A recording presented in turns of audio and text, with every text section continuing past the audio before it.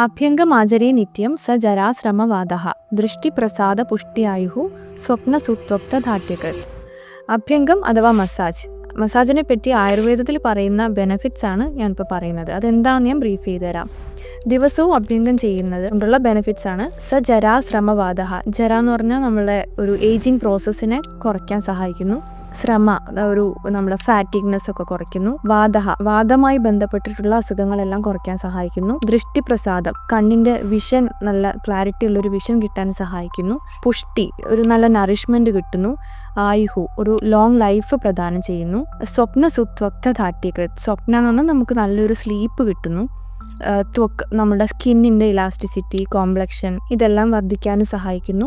ധാട്യകൃത്, സ്ഥിരമായിട്ട് മസാജ് ചെയ്യുന്നതിലൂടെ നല്ല ഫിസിക് ആയിട്ടുള്ള ഒരു ബോഡി കിട്ടാനും നമുക്ക് സഹായിക്കുന്നു.